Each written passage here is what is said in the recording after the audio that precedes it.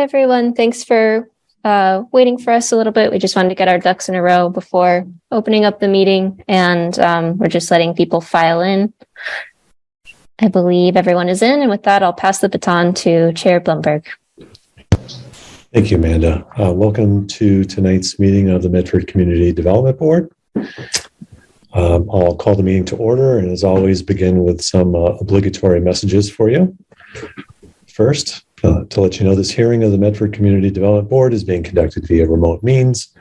No in-person attendance of members of the public will be permitted, but every effort will be made to ensure that the public can adequately access the proceedings as provided for in Chapter 2 of the Acts of 2023.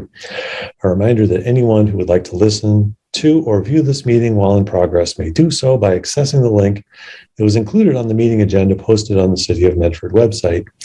If, despite best efforts, we are not able to provide real-time access, we'll post a recording of this meeting on the city's website as soon as possible.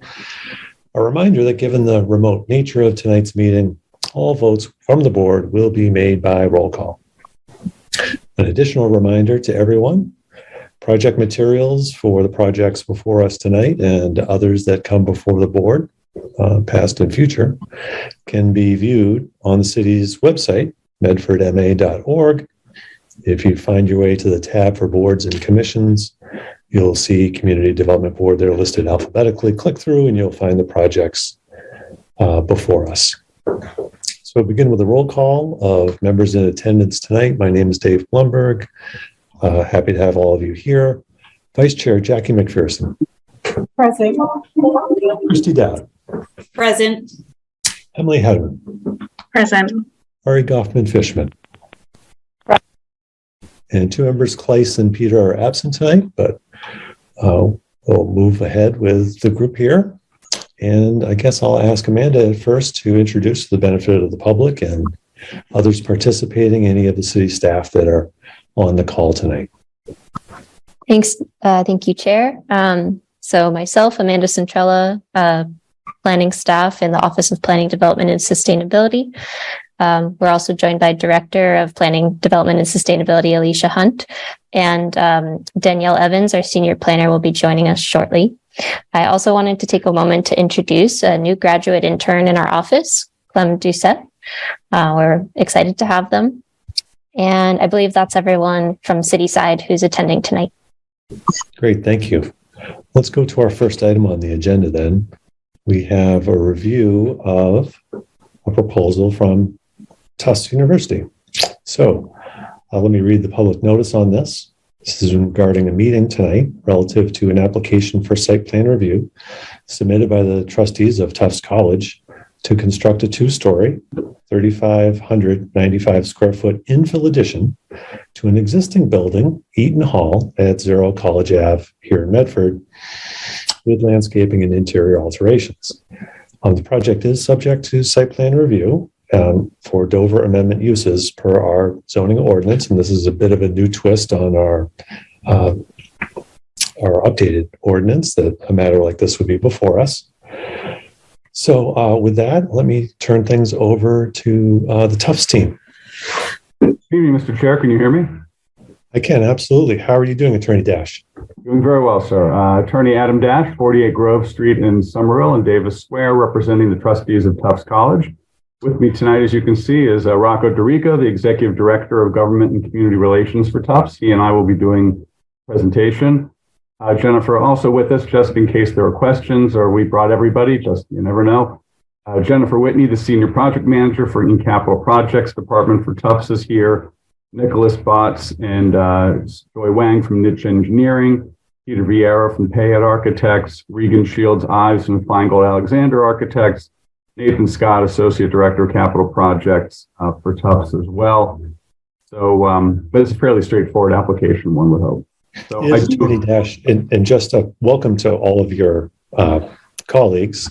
Thank you for being here tonight. Just for the benefit of those maybe in the public who are watching and interested, we did ask, given the nature of this work and its location, for you to maybe scale back in your presentation a little bit. Tufts usually does a very robust presentation for us when matters come before the board. So just as a note for those who may follow matters with Tufts, I wanted to let you know. Understood, and I can explain why that is. Of course.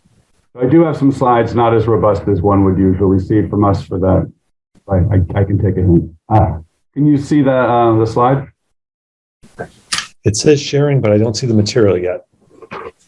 It says you are screen sharing. There you are. All right, cool.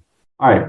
So as you stated, this is an application for site plan review of a Dover amendment use to construct a two-story infill addition with rooftop mechanicals to the building on the Tufts campus known as Eaton Hall, and to make some landscaping and interior alterations. Next slide would be, there we go. The location of it, as you can see here outlined in red, the building is completely surrounded by the Tufts University campus. It is located in the Apartment 2 zoning district. The only non-Tufts abutters within 400 feet of the MBTA railroad tracks, and there's one rental property in Somerville. It's all really surrounded by Tufts. Going down here, you can see the existing conditions. This is Eaton Hall, which is an academic building on campus. The proposal is to build this infill addition in the center, which is a 3,595 square foot, two-story infill addition. This will increase the size of Eaton Hall such that the ground floor will increase from 12,755 square feet to 14,410 square feet. And you can see it here on the front of the square where we're doing this infill addition where the building currently jogs in. The use of the building is going to remain academic. Rocco, can you explain just briefly what's going on and why we're doing this? Thank you, Adam, and thank you, members of the board, for letting us present to you tonight.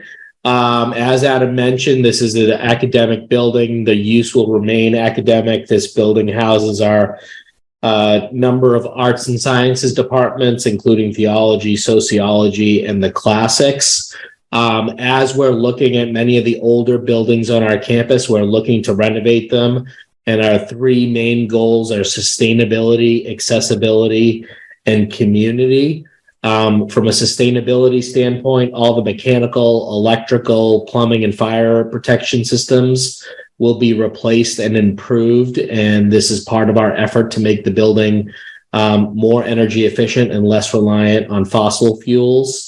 From an accessibility standpoint, this renovation includes a centrally located wheelchair accessible entry that opens into a gathering space and has elevators and direct access to the academic green. It also makes our classrooms, offices, breakout areas, and gathering spaces more accessible.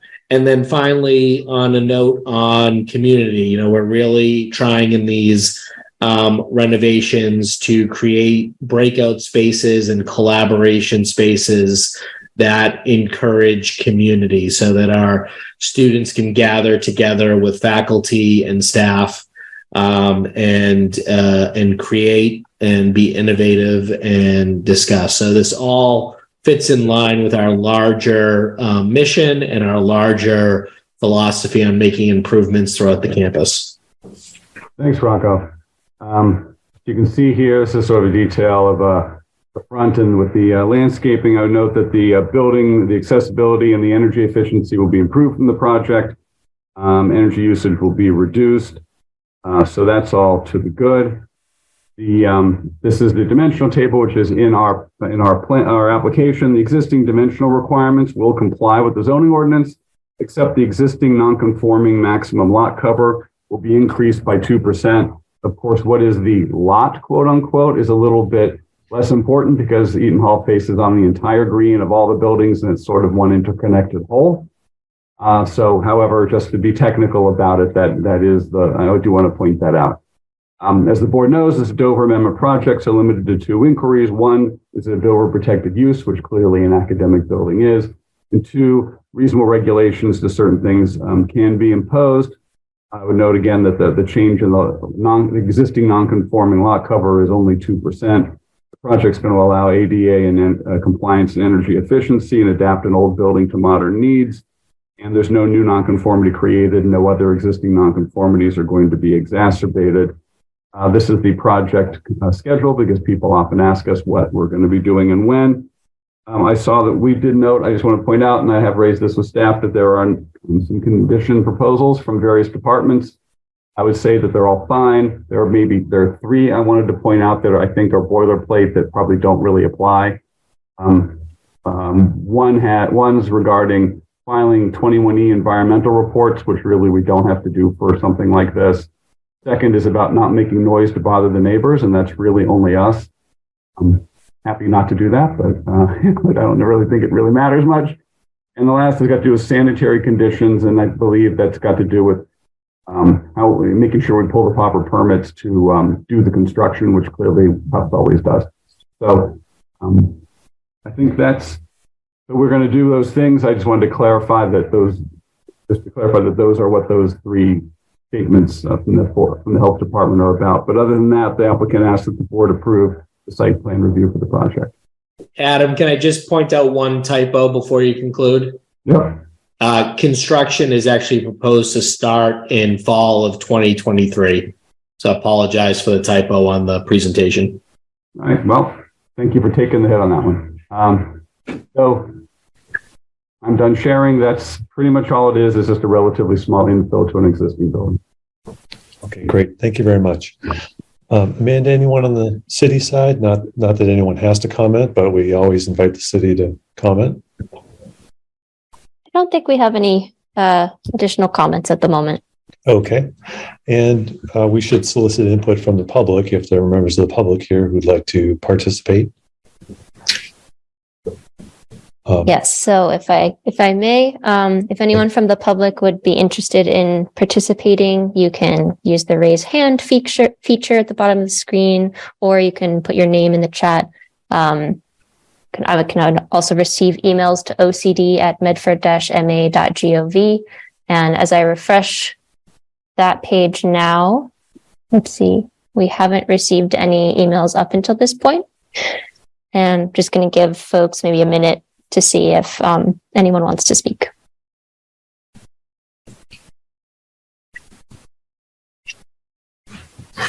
And Amanda, nothing received in advance of tonight's meeting from the public, I presume? Correct.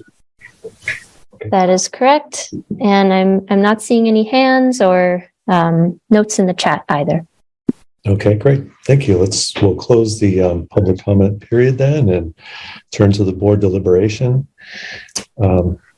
We are limited in our site plan review of this type of a use, of course, first to determine that it is a Dover Amendment use. I think, unless there's objection from another board member, we can take notice of the fact that an academic building in the center of the Tufts campus would satisfy that. Then we could consider reasonable regulations if anyone feels like they want to speak on these matters. Otherwise, I'll go through the list, but speak up if you have some comment or question regarding bulk and height of structures, yard sizes, lot area, setbacks, open space, parking, building coverage requirements. Any comments from the board?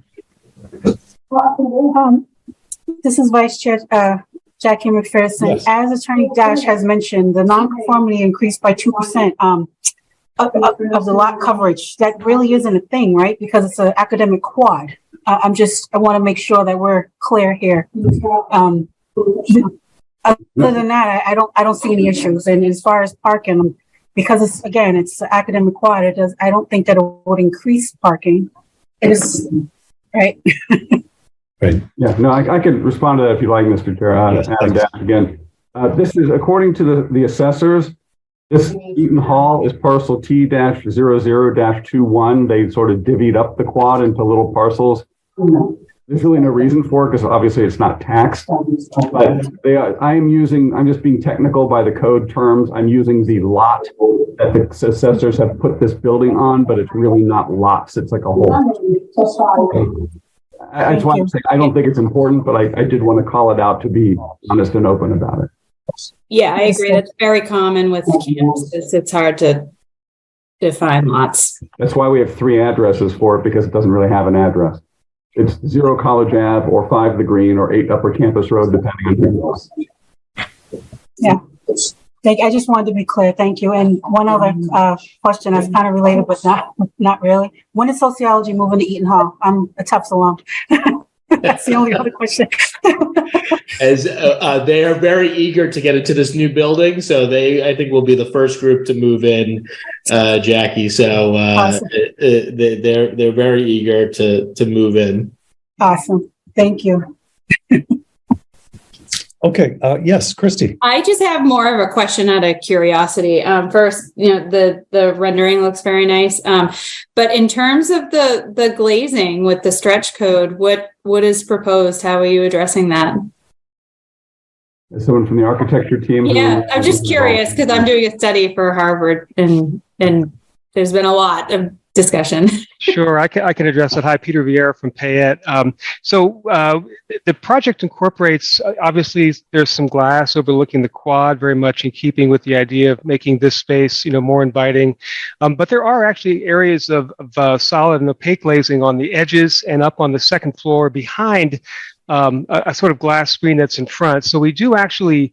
Of course, we need to meet that code. We do actually meet the code, but it's through a sort of creative use of how we've used the opaque portions of the cladding in conjunction with the glass. And it's triple glazed, I should add to it. It is all triple glazed. Yeah. Thank you. Thank you. Okay. Excellent. Unless there's a discussion from the board, we could entertain a motion to approve the application for site plan approval. I'll make a motion to approve. I'll second the motion.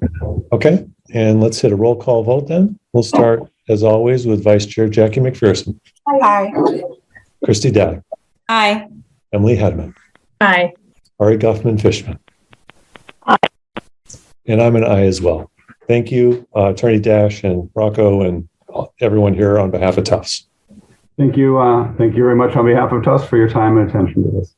Good evening. Good night.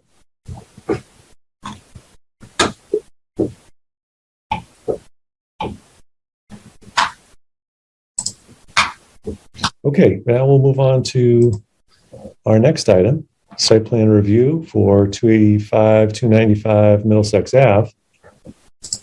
Let me pull up the notice on that. Give me a moment. Okay, this board will conduct a meeting tonight via Zoom relative to an application for site plan review submitted by Maldex Limited Partnership regarding the tenant fit out of an existing 27,160 square foot building, previously a fitness center, to a supermarket at 285, 295 Middlesex Ave in Medford. This is a project that involves a change in principal use of an existing building containing 10,000 square feet or more, meaning that it meets the definition of a major project. And under our zoning ordinance, it therefore requires site plan review by this board. So let me invite the applicant team to introduce themselves and present. Thank you, Chair. Can you hear me okay? Yes, thank you. Okay, thanks. My name is Katie Weatherby. I'm here on behalf of WS Development. We're the owners of Townline Plaza, which is the overall shopping center there. And I'm joined tonight by H Mart and our consultants. We have Keith on the architecture team, Kristen on the traffic and engineering side, and then Joe on the civil site engineering side. I thought I would do something similar to Tufts, do a brief overview, and then if there's questions, invite the experts to help chime in. Okay, great. Thank you. So I'm going to attempt to share my screen.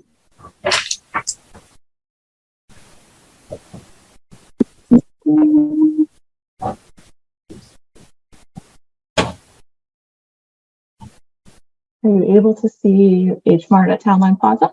Yes, we can see it. Okay, great. So I thought first I would kind of orient people to the site. This is called Townline Plaza. I would say very appropriately, as it is on the town line, but it's actually the city line, so it should probably be renamed City Line Plaza. But this is the city line that goes through Medford to the south and Malden to the north. The green line here, if you can see my hand, I'm following it. If not, it is the green line around the property. That shows the extent of our property. We did want to call out that we have a parking easement to the south that feels very much like it's part of the property. but it is owned by National Grid at this point. And then just cite where H Mart is going to be going within that plaza. Zooming in a little bit more, you can see where the proposed H Mart is going.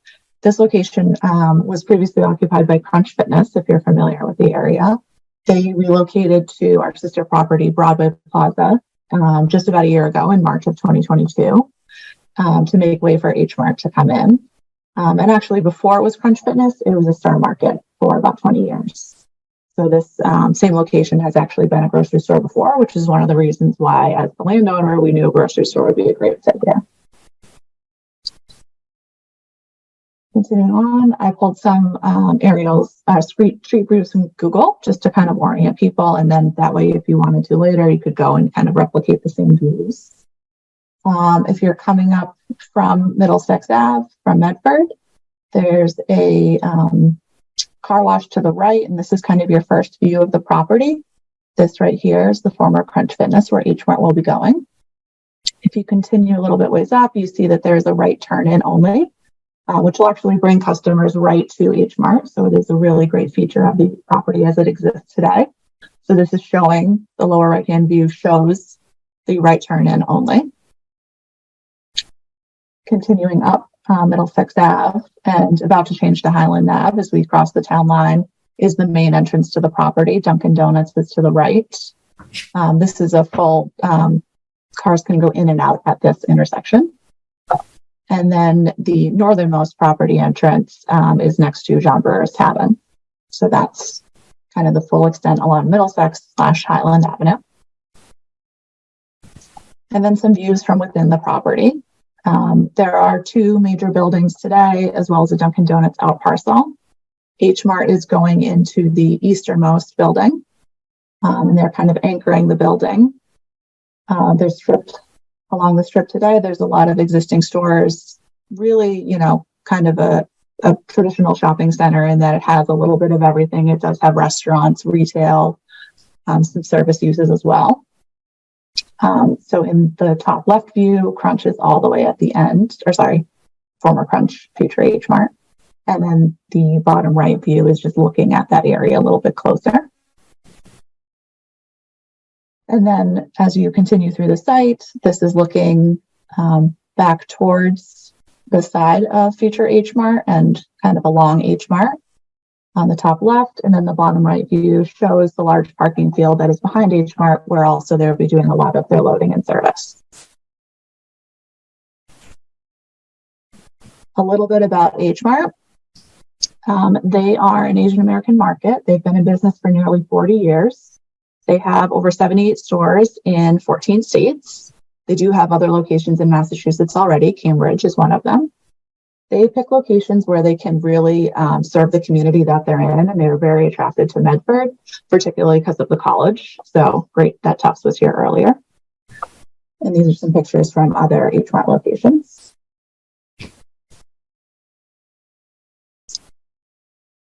The plans that were submitted, I'll go through them briefly as part of the site plan review application, showing the existing conditions. The property was built in the 1960s. We've had tenants go in and out of the various stores along the strip since then. Dunkin' was added at some point after that. But this main building was built in 1960 and has had a lot of different uses, but mostly remain the same. This page now shows some changes to the site that we're proposing to accommodate the use. H Mart is taking the building almost entirely as it is. Like I said, it was a grocery store before it was a fitness use. So the building actually was set up to pretty well already handle the use. Because of that, and because it previously had a grocery store in this shopping center, there's really not that many changes to the site that needed to be made to accommodate it. The minimal changes include shifting one island to accommodate a truck turn, which we will show later. And then the elimination of some parking in the rear to allow loading and service in this back corner. They're adding cart corrals, doing a lot of improvements inside the building, but the site mostly was set up already today to accommodate this use. More technical drawings on the site improvements. And then to understand the existing composition of the property, There's Dunkin', like I talked about, proposed grocery store that we're talking about tonight. There's retail, there's a doctor's office, there's some restaurants, there's a smaller grocery store on the left. There's actually light manufacturing in Armatron International. And this is also another great view to kind of show where the city-town line goes through the property.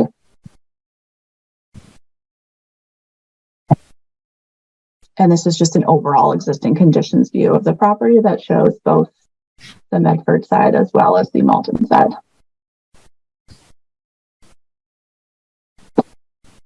We received a lot of questions and comments through city review. And so we pulled together a couple documents that address some of those. And then we'd be looking forward to talking through any additional comments and some of those comments with the board this evening. One thing we did want to note is the size of the project. We understand warrants a major project. However, it is reoccupying an existing building and a mostly existing site as it exists today. A lot of the conditions we read almost like it was a brand new construction. We were building 25,000 square feet. So we just want to emphasize that we really tried to keep the site work as minimal as possible because it worked. And so we weren't planning on doing a lot of site work because it existed and functioned well today. So there were some questions about truck turning. This is one of the items we worked really closely with HMART on, was understanding how the site can accommodate the truck turns. It's a shopping center. We really want to make sure that customers are not impacted, as the grocery tenant has a lot of trucks coming to and from the property. So we needed to understand how those trucks would service. And so this shows the truck entering the property. This helped us determine the one area that we did need to modify the site, which is just, we had one loss of a parking space to accommodate an area that was previously a little tight on the truck turn. But this shows the truck driving through the property and then backing into the loading dock. And then in order to exit the same way, the truck just needed a little bit more maneuverability to take a couple turns. One thing I will note is that these programs are often a little conservative. I have seen truck drivers do some very, very tight turns, but this is a conservative, safe truck movement. There are also questions about existing bike racks and stop lines and adding some stop lines and stop signs. So we do have some existing bike racks on property today on both sides. This plan shows a couple here and then a couple over here as well. So there are bike racks in both Malden and Medford. And they look like little circles on the sidewalk today. I can go back to different aerials if helpful to see them. And then we do have stop lines in some locations, but we do recognize that we probably need to add a few more stop lines throughout the property. So this just shows that, yes, we are accommodating those. I will pause there. I included all the submission materials in case there were questions that were more helpfully answered by other materials that were not planned in nature. But I just want to comment that the existing site does really accommodate the use well. And some of the conditions imposed were for off-site work that we were a little surprised by because this is such a minimal change to the existing site.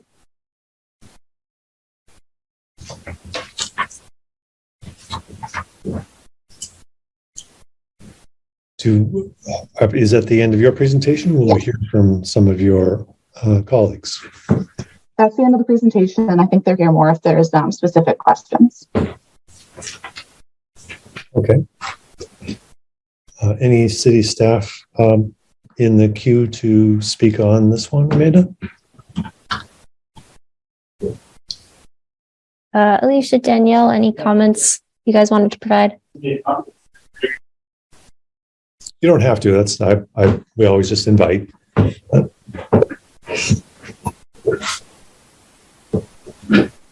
Okay.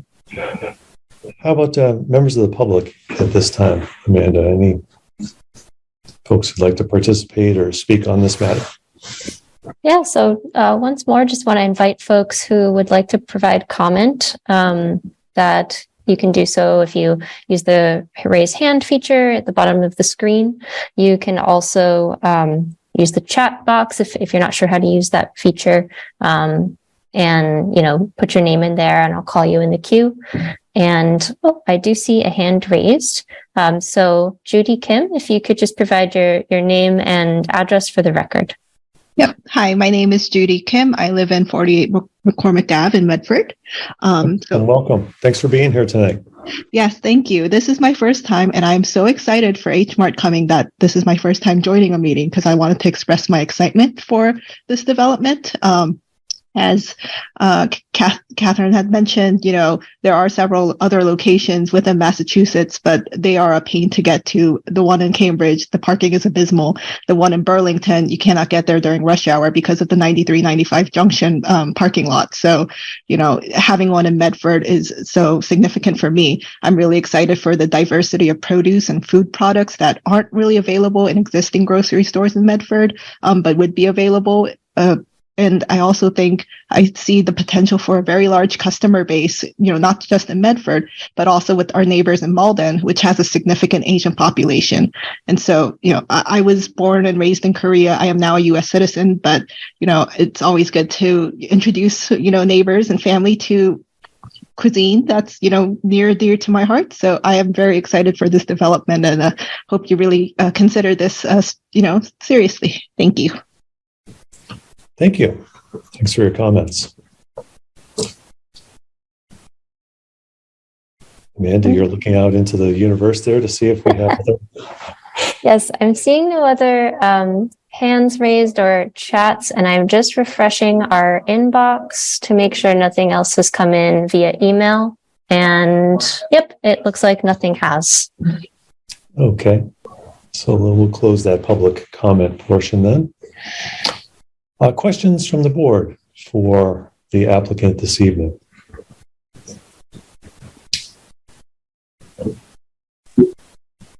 I have one that's Ari, go ahead. point of information. Sorry. I couldn't see you because I only have so many windows there. Yep, sorry. Love H Mart. Super excited about this.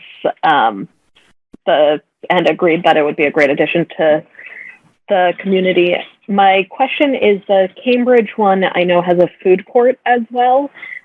Is that something that's being considered or planned for this one?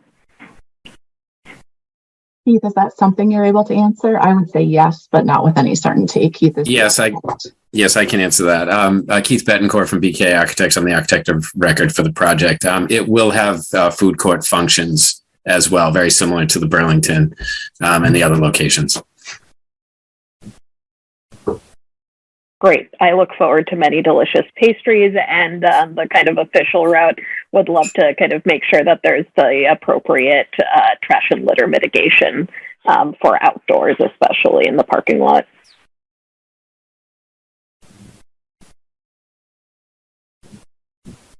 Any comments on that? The policing of the lot, maybe, issue that Ari's raising? Yeah, so as the property owner, we do have porter service that goes around and empties the existing trash cans. We've actually, something we monitored closely, really during COVID, we did notice an increase, and we're very thankful it's returning to post-COVID or pre-COVID levels in terms of the trash on property, but we do have existing landscapers that maintain the property itself. And then with regards to H Mart, I've switched to this plan because they do have a lot of dumpsters. They'll, of course, work with the health department on anything that's required permit-wise, making sure it's adequate rodent control and things like that. But it's something we do take very seriously and we closely monitor.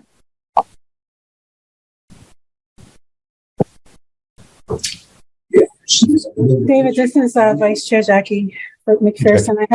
I have a couple of questions. For one, it is exciting to have this new use coming in, and I can definitely see a large customer base and maybe market demand. And speaking of that, one of the things that I noticed, and just for the area over there in Middlesex Ave, is there, one of my first questions is, I wasn't aware that this was a grocery store previously. I thought it was always a fitness center, even before Crunch. So I didn't realize that it was already set up to be a grocery center. So I'm trying to figure out how emergency vehicles, and if trucks are tight and they're loading, how would emergency vehicles go in there? And then my second piece to that is traffic generation trips are going to be higher. And I want to know if it was standard uses or if it was actually determined at certain peak hours And then secondly, the pedestrian setup over there is lacking on Middlesex Ave. So I have a couple of questions surrounding safety. And if the proponent wants to just speak a little bit more on. So basically, my overall questions are pedestrian safety, access for proper access for emergency vehicles, and then traffic generation, which you, if, say for instance, this is as we just heard from one of our residents, Ms. Kim, stated that it would be a demand. Even I would shop. You know, it sounds like it's a great place. It's going to bring all kind of people. Are we prepared for this and with the proper traffic generation reports? Sure.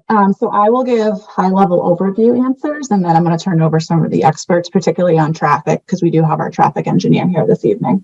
So in terms of emergency access, the building today exists in the same condition. We're not making any exterior changes that would impede access. We're actually, we've had a lot of interaction, unfortunately, with the fire department in recent years, but they've been able to service the building to our knowledge.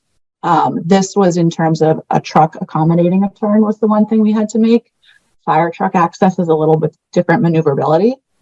We've never heard from the fire department of any issues accessing the space. We'd be more than happy to submit a plan that shows the fire trucks circulating the property and work with the fire department if they do have concerns. But the property as it exists today is being serviced by Medford Fire, and I haven't heard of any challenges. In terms of high-level traffic, and like I said, I'm going to turn it over to Kristen afterwards to talk in more detail because she's the expert. This property was originally set up as a shopping center.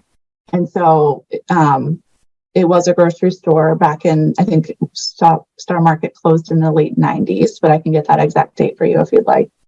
And one of the great things about a shopping center is that there's complementary uses and different ebbs and flows throughout the day. And the grocery use actually really works well with some of the existing uses on site. Dunkin' Donuts, we know, will be really busy first thing in the morning, not as busy in the afternoon when grocery store picks up. Retail really is a weekend peak. Grocery store does have a weekend peak, but it's a lot in the evenings. In terms of the restaurants on property, which are another weekend peak, they're scattered throughout. So we do think while this will bring traffic to the property, we actually think the property is set up in terms of its existing parking and circulation to accommodate that. As if you go by the property today, there's a lot of parking that isn't being used. We're kind of waiting for this to come in. Something that was commented on previously, I did want to address in that same vein is employee parking. Currently today, with this large vacancy at the end, employees are allowed to park throughout the property. We will encourage employees to park back in this large parking field once H Mart is open, and that will really keep the front parking area open enough for customers. In terms of pedestrian access, there is sidewalk access off of this entrance going through the property along John Brewer's Tavern. And then it is a parking lot. We hope that, cars are driving very carefully. And we do have crossings from within the parking lot. You'll see these existing cross points. They're mostly set up with the existing ADA parking to make sure that they have a compliant route across the property. If you've been there during COVID, we previously had this drive lane shut down with some seating for the Donut Villa that actually will not be in place this summer now that we're post-COVID, fingers crossed. But so this will have full access, and having pedestrian crossings in this way helps to slow traffic down and making it more regular circulation throughout. One thing that H Mart did comment to us, and one of the reasons they're excited for this location, is with college students, they've noticed a lot of those students using Ubers. So they don't have cars. And so college students will grab an Uber, which will actually then have a great place to drop them off near the front door. So it's a different type of trip, not really resulting in parking, and then brings them in close proximity, and then they can load the groceries up and get away. I will allow, sorry. I'm sorry. One of my biggest concerns is that the walkability issue over there. My dentist is actually located right next door to Crunch Fitness, and when I walk over there, and so with you bringing in the college, tuck, and just having other options, not all will use Ubers. A lot will implement the blue bikes that the city is installing around Medford now, and I've seen that a lot, even increasing with going to BJ's across the street from that, and so I'm just a little concerned about.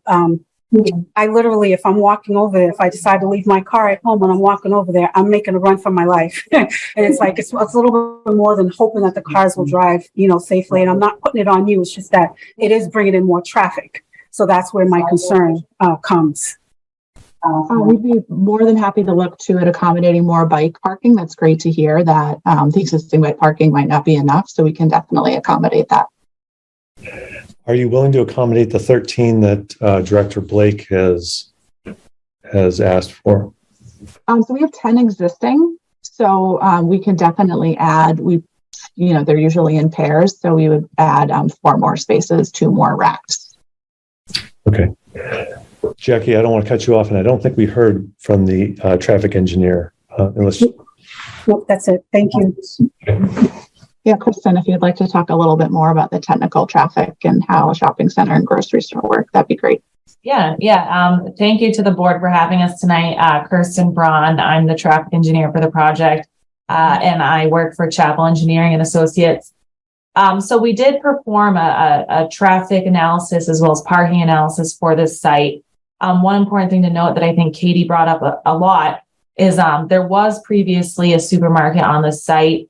And generally shopping centers of this size will include a supermarket. So it doesn't necessarily mean that re-adding a supermarket is going to result in a significant amount of trips.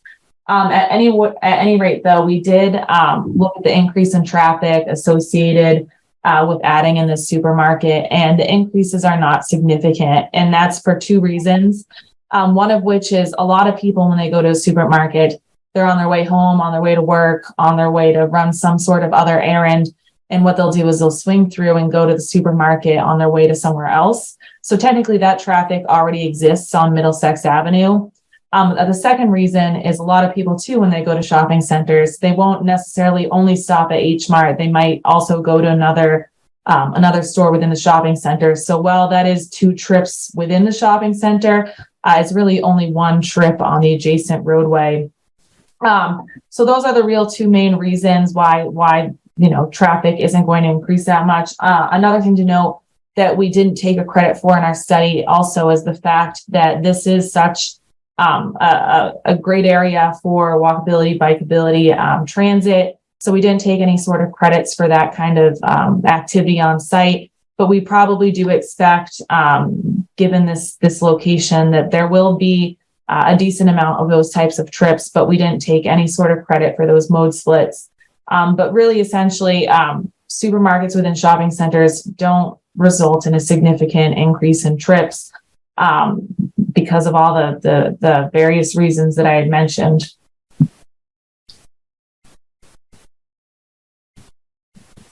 And I can answer any other specific questions related to that.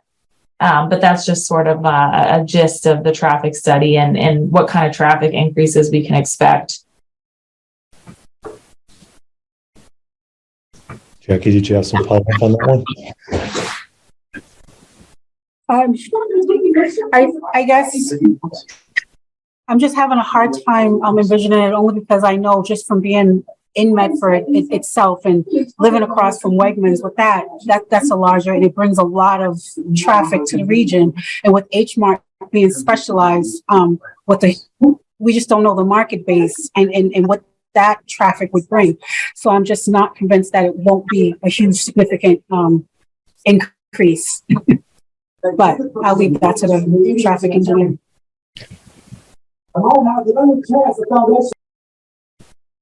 Yeah, I think any of us who have been to the Burlington, I've never been in the Burlington market because I've never been able to park there. But yeah, that's anecdotal evidence. I'm not running the numbers as an engineer. Yes, and my thoughts are anecdotal from being a neighbor and from pretty much using all these spaces that we're referencing and just me being over there. So I guess I'll defer to the experts on that. It's just as a neighbor myself or as a resident of Medford, it's just a concern. We also separately took a look at parking, and what we did is we counted the parking demand on site during peak periods. So it's for shopping centers, it's typically midday. And we did find that the existing parking lots are currently very underutilized as is. So we don't expect a parking issue associated with the supermarket, even when we layer that traffic on. And also Katie had mentioned something earlier as well, that a lot of the uses within the shopping center have different types of peaks. Coffee shops are morning, grocery stores might be midday. Some of the restaurants are probably, between the 7 to 8 p.m. Hours. So it's really actually a good situation in that there's such a mix of uses on site that all their peak parking demand hours are all very different. I see. Thank you. Jackie, unless you have more, I see Amanda's hand. Thank you. Thank you, Chair. I just had, I think, a clarifying question. I want to say in Director Blake's memo that there was that acknowledgement of, some underutilization of the parking, but that a lot of that may be parking in the rear of the site. And I was wondering if you could speak to how, the typical person, not necessarily an employee, would access the H Mart and the rest of the property from the rear, if there were to be parking back there. Are there sidewalks that kind of connect to the front of the property? There are not currently today, but we do mostly anticipate that to be employee parking. If you visit the property today, almost anybody you see parking out front is actually an employee. We will be shifting those employees back behind the property. There is passage along the side of the building.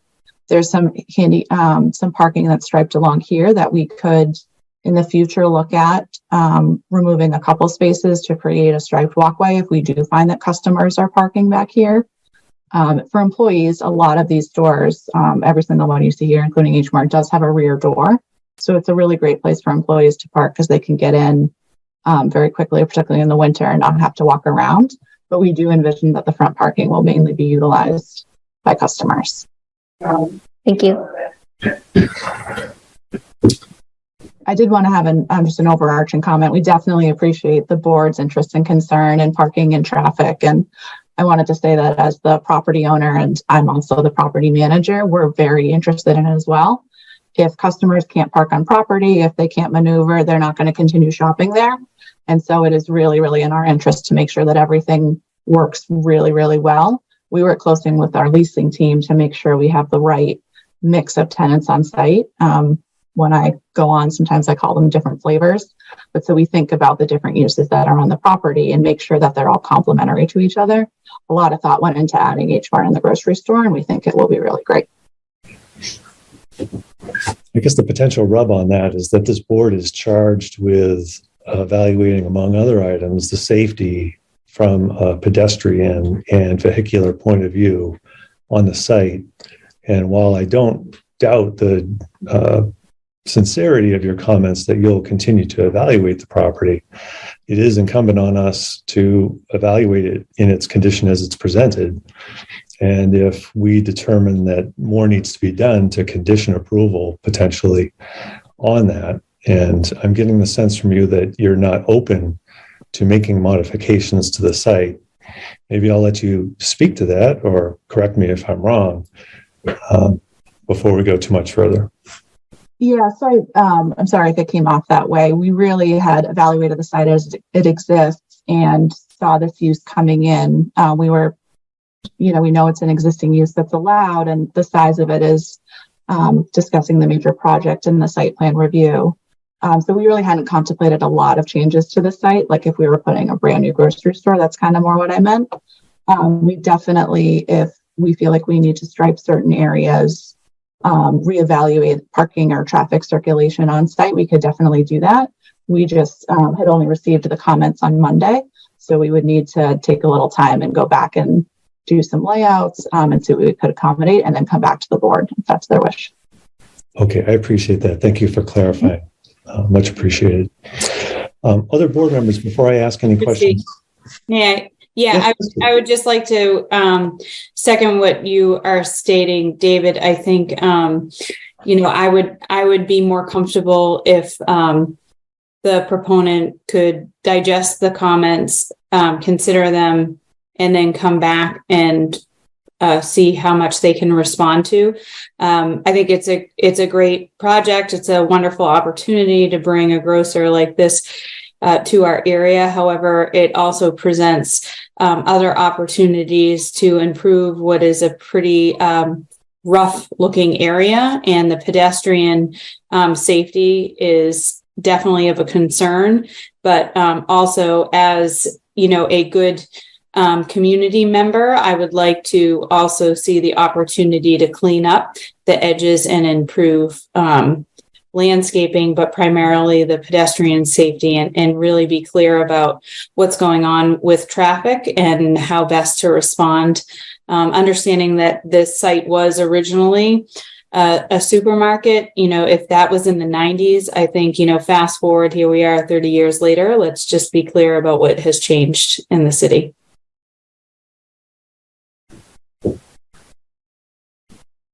Ms. Weatherby, do you have, you don't have to speak to that. I just wanted to give you the opportunity, of course. I appreciate that. Yeah, we're happy to go back and review pedestrian circulation throughout the site and see if there's things we can do to accommodate the board as well as city staff comments on site. I did just want to clarify, a lot of the questions and comments have been about circulation on site. Traffic obviously is off site.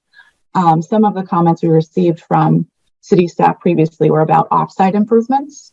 And that is really something that we'd have to take a budgeting exercise and look into, because this was an existing site. So I don't want to go off and look at on-site circulation and then have the board expecting other items. We'd be happy to look at pedestrian routes, provide a little bit more information, see if there's other things we can do to address the concerns on the property.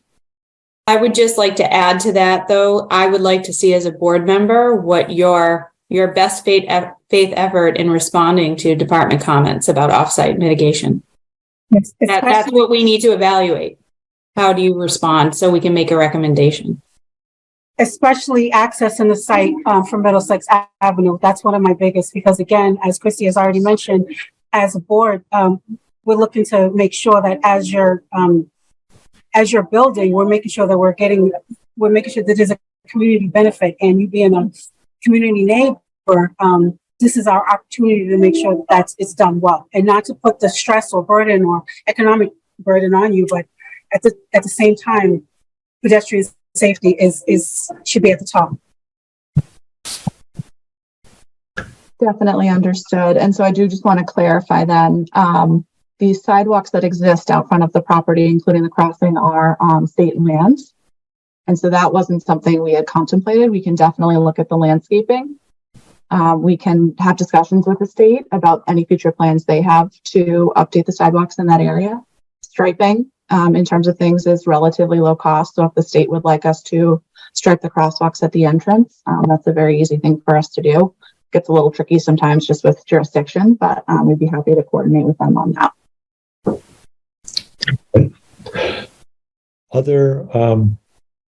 That was a good dialogue. I don't want to cut it short, but I don't want to dwell on it too long as well. If there are other comments, questions from board members, or Christy, if you want to keep the podium for any more comments you might have.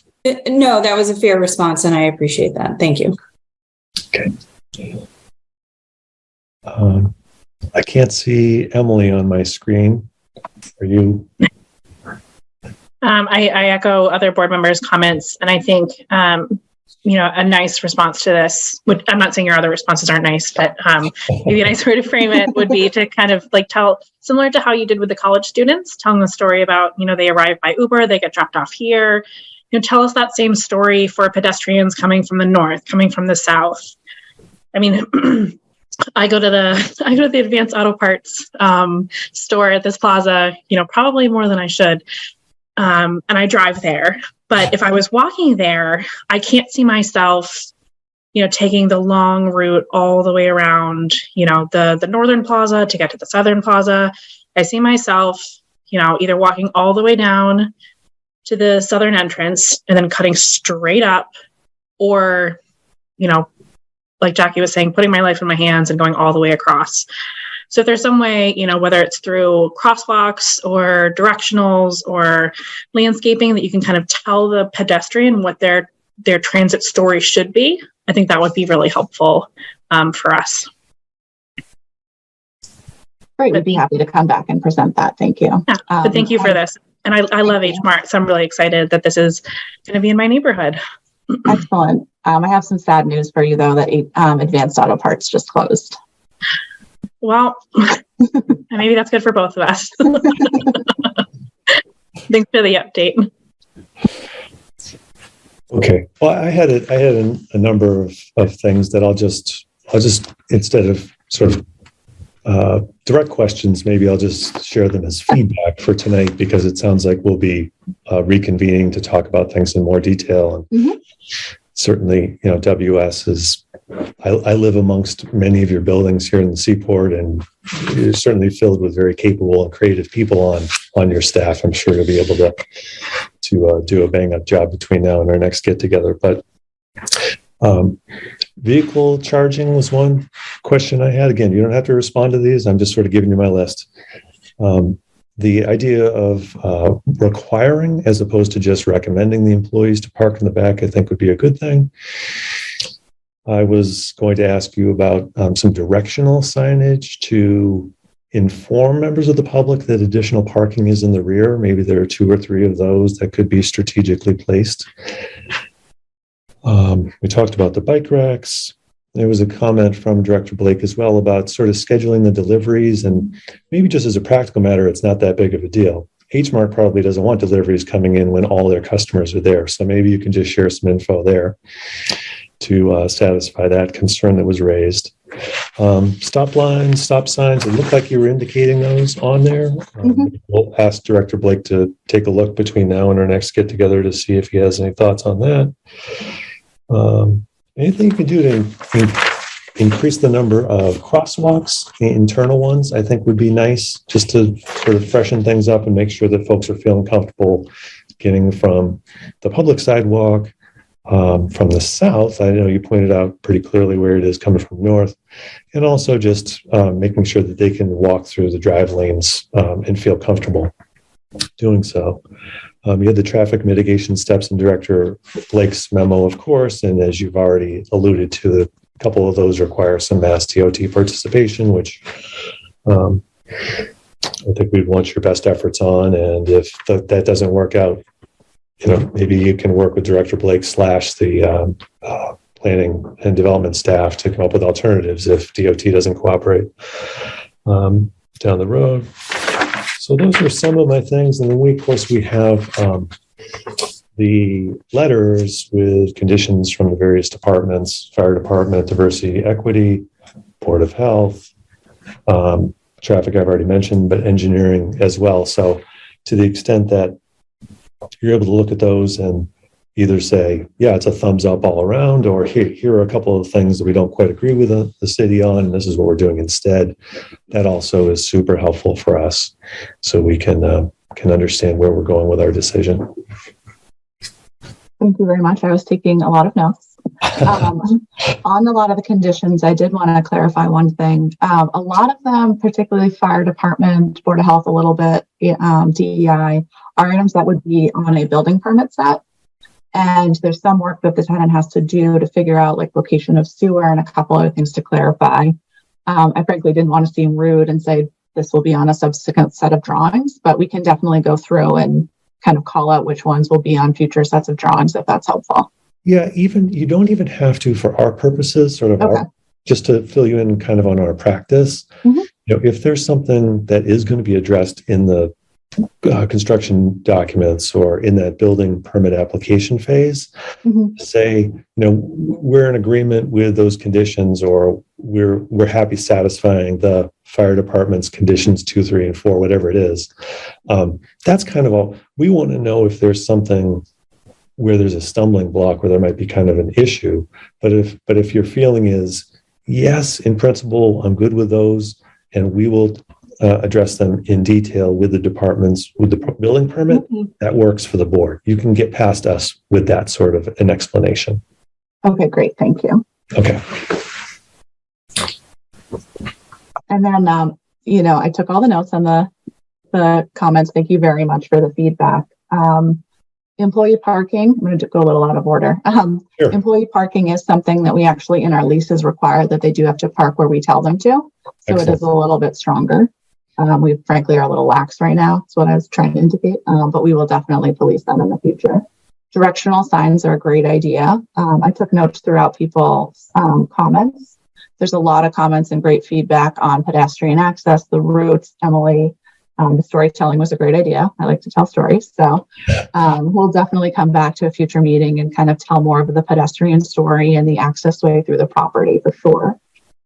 And, I think internal crosswalk, stoplight, stop sign, walk through, I'll go to that.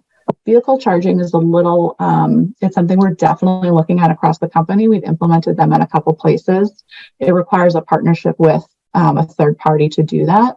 One of the challenges we actually run into is that it's a little bit of a long process working with utility providers on the easements. So as a company, occupying an existing building, we see as something that's very green. We've recently switched a lot of our power supply to be green. We're definitely trying to do more that's green, and we're open to it. It's just a little bit challenging for us to work through some of the technical things on the EV charging, but we're not closed to it. So we'll definitely keep an open mind on that. And I will definitely come back to a future meeting and address a lot of these comments. Okay, that sounds really good. I can't stop myself. I'm sorry, forgive me. But just to my own eye, I felt like we needed to see a little pedestrian crosswalk that would be along the building, just some ability for someone to safely get from the back lot to the entrance. Okay. Unless there was an accessible entrance in the back and people could go in and out over there. And sometimes the retail operator has that too. And then I just wanted to point out the drive lane requirements of the fire department. And I don't know anywhere where your numbers are, but just as another thing to keep in mind as you do some planning on the site plan. You mean the width of the drive lanes, correct? Yeah. And yeah. I guess to my eye, in particular, it's alongside the building, in either over or next to the easement for parking. And does that meet the city's fire department standards for width of a travel lane? We'll come back and dimension all of those things. Yeah. So, is it fair enough that we should talk about scheduling to have you come back and see us? Or I see Amanda's hand is raised. Maybe she was thinking like I was. Thank you, Chair.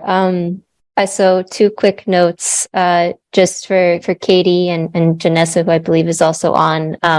PDS staff is more than happy to connect you with, any of the appropriate staff, as you guys are kind of digesting feedback. And, if you're wanting, to discuss any of the above. So, obviously you've got my number. We can figure that out after this meeting. Just wanted to make sure that was really apparent. And as the chair mentioned, so if the board is interested in continuing the hearing, we'll need to continue to a date certain, which just means, whatever meeting seems appropriate for both the applicant and the board, that's on the calendar in the future.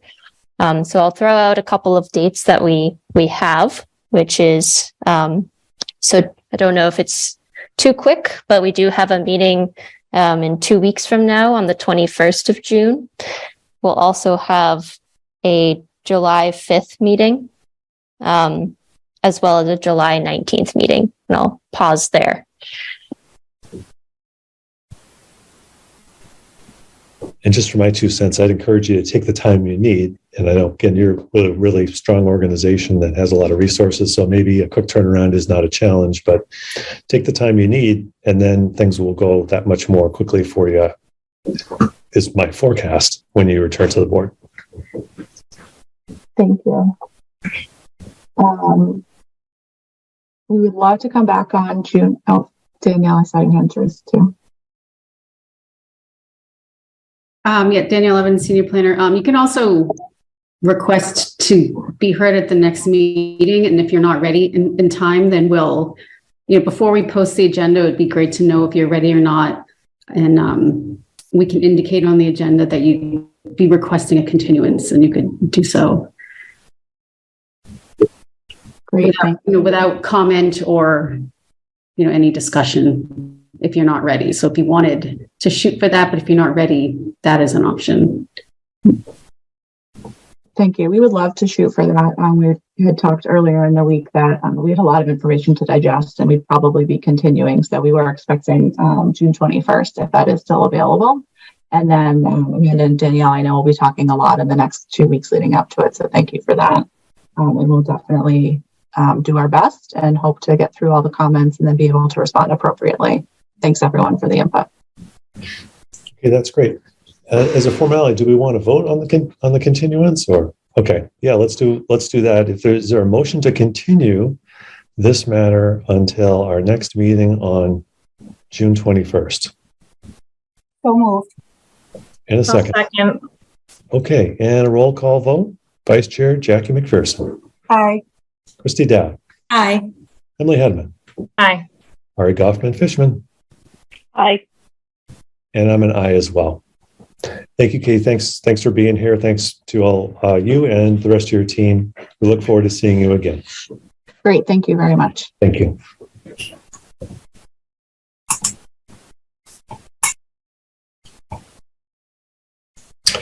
Okay, friends. Next item on the agenda, and I think it was on the public agenda, so we'll have to make mention of it. It was a request to submit a petition to propose changes to the zoning ordinance. So I'll turn this over to city staff. I'm happy to jump in unless Alicia or Danielle wants to. Why don't I just sort of go for it? I had asked Amanda to put this on. I don't know how closely any of you guys follow the city council agendas, but you would see that the city council last night had on there a bunch of zoning amendments. And a lot of them would have been like, how did those city councilors come up with those very technical changes that feel administrative? So some of those, we met with the city council in a subcommittee about a change that one of the councilors wanted to propose about the use table. And at that meeting, they said to us, they wanted to get those use table changes. Basically, they're changing automobile uses from a yes to a special permit is what they would like to do. And they said they wanted to get that through as quickly as possible. And they said to us, we know that you have administrative things and clerical type stuff that you've been talking about that you want changed right away. Do you want us to add any of those into the thing we're going to put on the agenda right now?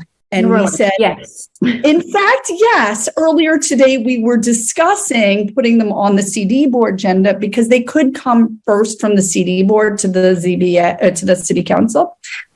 So they invited us to draft some of those up. So we did, and we gave them to them. And I don't think any of them would be in any way stunning or shocking. They're things that we've discussed here and there with some of you, or you'll look at them and go like, oh, that's really super technical. So there will be a public hearing that we will be posting to discuss those. So last night, today's Wednesday, right? They voted automatically to refer them to the CD board for your public hearing, where you will then discuss. One of the counselors, I've actually talked with Counselor Bears, who'd be happy to come talk particularly about the one that is coming from the counselors, so that you would understand what they were thinking and why, to help sort of move that along. And make your recommendations on it. And then Danielle and Amanda and I can explain the rest of them, we can send them to you now. They were on last night's city council agenda, but they need to be publicly noticed. And I will tell you that we did move that through fairly quickly. So it was actually today that I sent them to the city's legal counsel just to say, like, hey, any comment? Are these all appropriately drafted? Do they need any edits, et cetera? So with the intention of, for your public hearing, having legal feedback if there's any.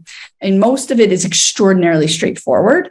But people will ask, has a lawyer looked at this? So that's why it was on the agenda and why we all then never had any materials to give you. So. Okay. So to clarify, this is for one change or a few changes? There is, I think, 6 on there. And I'm happy to sort of go through them, but like some were errors, some were like misunderstandings of how, some were unintended consequences. Once we started applying things, so one of them is a clarification about who the SPGA is in certain situations, that there's conflicting stuff. One of them, like the ZBA had been voted to have 5 members and 2 associates when we did that change back 3 years ago. And then when they did the recodification, somehow what got written in there was 5 members and 1 associate. And we actually went and pulled it and we said, but so, some of these things like that, you could say is that a stenographer's error? But if we're doing changes, let's just do it as a change, then it's better. And happy to discuss them all in detail. They're not in detail on your agenda tonight because, the original plan was that I was going to explain a bunch of these and then have you review them. I'm also, if anybody wants to discuss them offline, they're publicly posted. You're welcome to talk to any of us. I would say that Danielle and I are the real experts in them. Some came from each of us, so. Can I throw one more into your mix it's a think about kind of an item. And that occurs to me today as I was preparing for the meeting, and it's occurred to me in other meetings. And I know when Jackie ran the 200 Boston Ave, I could tell Jackie you were arm wrestling with this as well, is just, how do you work through the things that were really limited to evaluating in connection with the site plan review. And so one of the finer things maybe that I'm struggling with is how to reconcile, you have, let me put it out there. We got 11.7.10 standards for approval. And that's kind of like, are you worried about traffic? Are you worried about safety? That sort of, okay, that's great. But it also says the site plan should be consistent with 6.4, which I think is good. That's performance standards. But then there's 6.1 and 6.2 and 6.3. And so I'm sort of scratching my head along your lines of like, is this a typo or is it deliberate? Because I feel like 6.2 on signage everyone's always deferred to the building department on signage. It doesn't seem like that really comes up for us to talk about. In 6.1, it's parking and loading, which we might talk about if somebody's not meeting the standards or we want to know if they're hitting the standards or not. But it kind of speaks for itself. You've got 6.3, which is landscaping and buffering, which, like when we had the American Beer Hall recently, we were relying, I think, more on the PDS staff to kind of figure out, hey, how many trees are there and what's the open space looking like? And then there's some stuff within 6.4 itself, like the lighting standards that I think are more akin to like the signs. Like, am I going to really add a lot of value in figuring out what the lighting? I don't even know what the units of measure are well enough to really talk to it, but maybe that's more like signage. So I guess it's a long way of me saying that I feel like there are some things that are real good for the board to weigh in on and kind of look and feel kind of things. And then I feel like there's probably some of these items that really are more like just straight building commissioner or city confirmation. I'm sorry it took so much time to get that out, but. And so I think, if I may, please. So in site plan review, you all can waive some of those standards in signage, landscaping, and the parking and loading. So I think that's why it's included. So if they were going to depart from, the strict compliance, you could, review those. So like in the future, and my goal for when, the next decision is to be made is to have, a draft, like a draft decision with some, some of the staff findings and outlining what needs to be met, what complies, what doesn't comply, what you would need to review to kind of lighten the load of going through all the findings. Yeah, I guess just to respond to your suggestion there, I don't know, like if we have the right to waive some of the parking requirements, that makes sense to me, but it's not within the scope of the standards for approval, so it's a little bit weird to me. But I guess if we knew who was responsible for 6.1, like the building commissioner, right? You go down there, you give for a building permit, and they say you're denied. You have to go to a special permit, or you're not in conformity for these following reasons, whatever it is. It feels like 6.1 would lend itself to something like that. Mm-hmm. And then somebody would come to the board and say, "Oh, we're short, but we want forgiveness because of some discretionary basis." This is not something we have to decide here, but I'm just trying to point out, I feel like things are treated a little bit differently in section 6, but maybe the groupings could be thought about so that the right ones are clumped together. Maybe that's what I'm trying to say. I think I'm getting it. And I think some of what we're looking at is a result of how these were put together, right? So the 6 sections, they existed. And then during the recodification, they put in the performance standards. And so some of these performance standards were kind of dropped in here.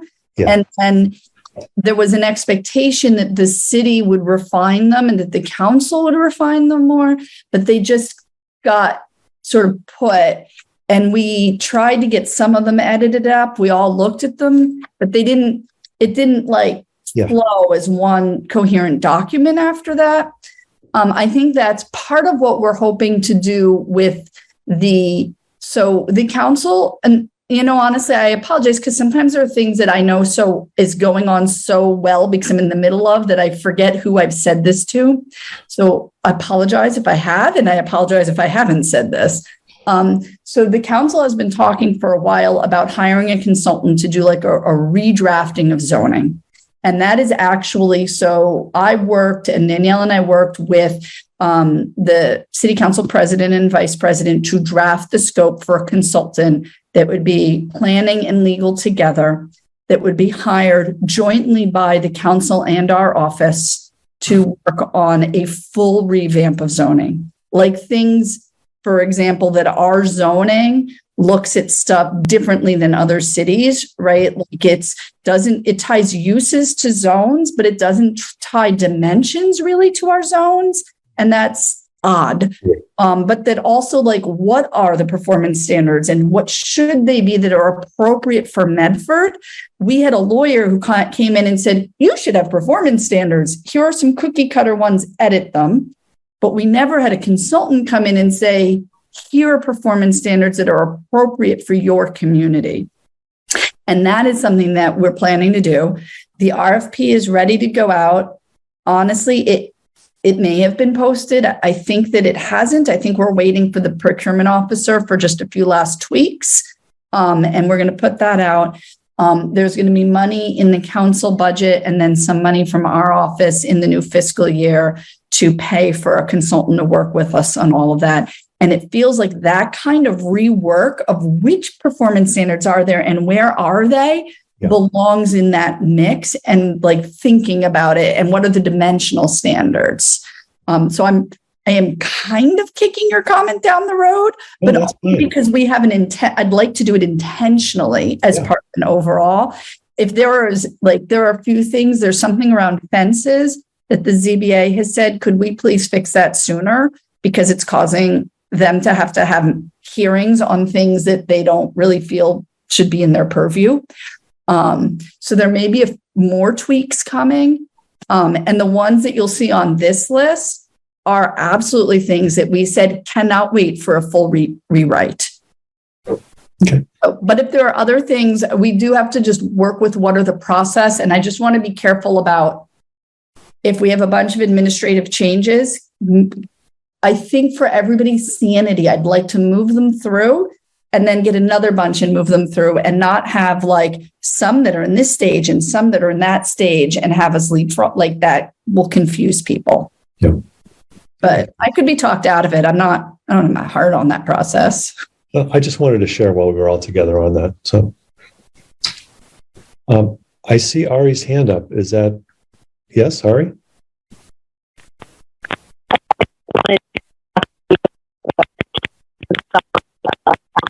Your sound's really bad. We can't understand your words.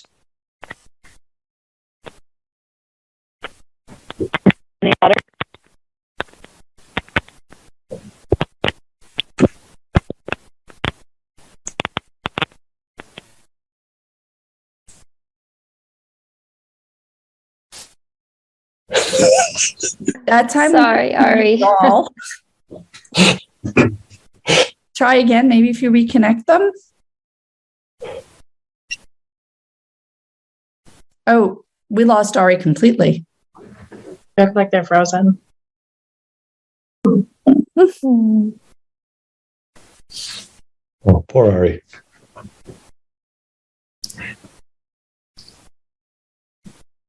Were there other hands up, Daniel? You had it up, but you're okay now? Yeah, we can email you the draft that went to City Council. Oh, if you want, sure. I'm happy to look at stuff. Knowing that there might be tweaks from legal counsel reviewing. Okay. I suspect that legally, and honestly, I've done fewer zoning changes than you probably have, Danielle, that what went to council probably has to show up at CD board exactly like that as the referral, but that we would also, if legal counsel made suggestions about changes, we would send those to you as well. And then your recommendation back would include those things. Yeah. And I think I either thought of saying this or maybe I'm repeating myself. If anybody would like to discuss any of these offline, you're welcome to do that too. Because sometimes some of these get super in the weeds and it can be easier to like, wait, I don't understand this. And then we can talk it through if anybody needs or wants to do that. Oh, Ari, my friend, you're back. Welcome. Sorry about the technical issues. You're sounding great. You're sounding great, by the way. Excellent. So glad to hear it. It froze on a lot of faces of entertainment with my technical issues, which is fair. I was just hoping to ask for the 2-sentence summary of kind of the idea behind Councillor Baer's proposal. The one that's the vehicle changes, the auto. There is a concern that there are too many big parking lots full of vehicles. There are too many auto repair shops, that's not the highest and best use of spaces, particularly along Mystic Ave. And that we know we would like to do a rezoning that allow multiple stories and more dense development. And we also know that there is at least one, if not more, vehicle repair places actively trying to relocate to Mystic Ave because they feel it's an appropriate place to go because they're getting pushed out of Somerville, other place in Cambridge. Yep. And because they're actively trying to come, and we would really like to see something more and better there. They would like to change the uses from being as of right to special permit to sort of send the signal that actually we're slowing down on these. I think there was some thought they wanted to change them to just no, but that might be a little much too fast. That's the thinking. Thank you. I was wondering if there was someone actively trying to relocate there. There is actually. And the general feeling was also, I will tell you that there is interest in hearing from the board who you think the appropriate special permitting authority should be. For some of them had been special permit by city council. And so the switch was to put them all there, but I think the counselor may come and say that they're not actually wed to that idea. And should it be the CD board? Should it be the ZBA? So I actually give you that so you could ruminate on that in advance as well, because that's an open conversation. All right. Does that include our item number 4? Zoning ordinance, we're all set. Can we move forward to the minutes? Okay, excellent. We have before us the minutes from the April 26th meeting. There were a few changes made based on board input and reflected in yellow on the draft that was shared amongst the board.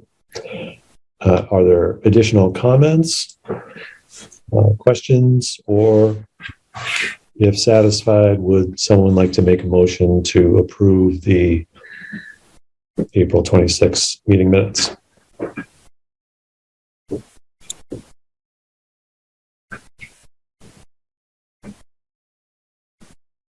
I so move. That's one. And do we have a second? I'll second. All right. Roll call vote then to approve the meeting minutes. Vice Chair Jackie McPherson. Aye. Christy Dowd. Aye. Emily Hedman. Aye. Ari Goffman-Fishman. Aye. And I'm an aye as well. Okay, excellent. Thank you very much, everyone. Miscellaneous updates. Do we have anything going there, Amanda? Other things to share? Sure. I'll be quick. So we do have a meeting on the 21st. There are a couple of items on the agenda, including including the continued hearing from tonight for H-Mart. So we will see another planned development district for 280 Mystic Ave. We have those materials now, so I will forward them all to you all early, just because so you don't have to be like chewing through all of that material over the weekend before. We also have, and I should mention for 280 Mystic Ave, it's sort of a very large life sciences park, campus feel type development with some retail uses and I think restaurant uses proposed as well. So exciting stuff. Additionally, we'll see a petition for a zoning map change for a site at 99 Revere Beach Parkway. So this is not a PDD, just kind of a simple, here's an existing parcel zoned this with a petition to rezone to something else.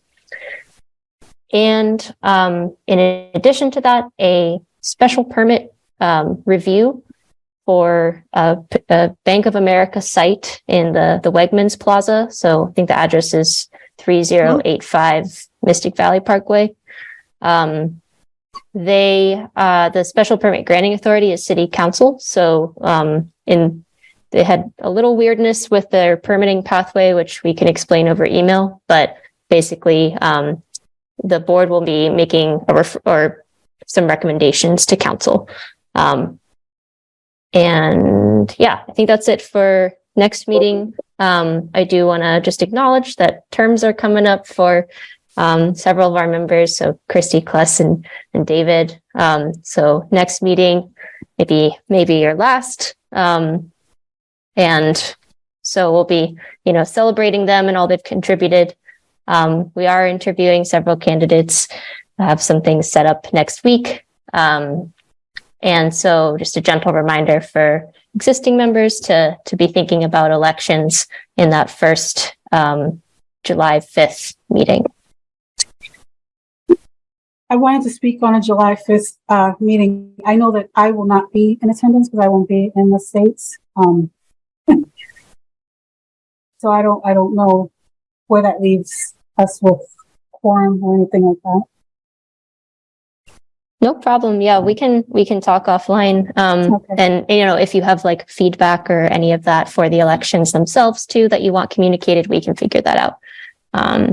But thanks for giving us a heads up. People who don't show up to things get elected to stuff, just saying. We'll come back. It'll be the one-woman community development board. Speaking of, Not that you couldn't handle it.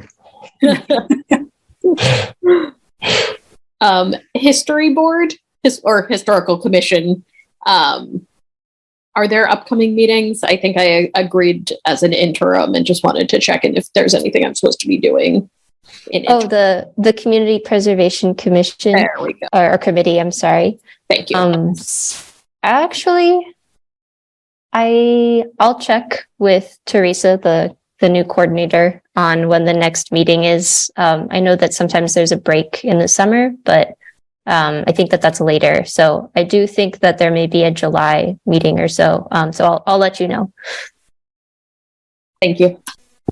In the interviews with some of the new prospective board members, we're going to be pitching that you get to serve on the CPA, the CPC. So hopefully your commitment will be short-lived, but we think that you'll fall in love with the CPC and you'll want to stay.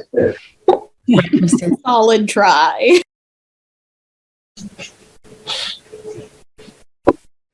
Two other just little administrative-y things. I'm not sure, but if you all are aware, in the last 3 weeks, we've had 2 new full-time staff start in our office. So Laurel Siegel, who some of you may know, she's been active in the Medford community for many years. She's our new CDBG Community Development Board Community Development Block Grant Manager. She's very excited to be on staff. And Barbara Heinz is not from Medford. She's new to Medford for this, is our new housing planner. And she started about a week and a half ago, I think, maybe 2 weeks ago. We also, in addition to Clem, have 3 additional students who have started, three additional students that have started in our office in the last 2 or 3 weeks. So we are really staffed up during the summer when most of our students are going to be working full time. So this is a great time for us to be moving things forward. And if you stop by, it's like flooded with people here, like we're pouring out of the seams. And we have an economic development planner position posted that we are still actively recruiting for. So if you know economic development minded people, this position works a lot with small businesses, signs, outdoor dining, the former one has been doing electric vehicle charging stations. So that position we're actively recruiting for. And I'm in interviews for the climate planner position.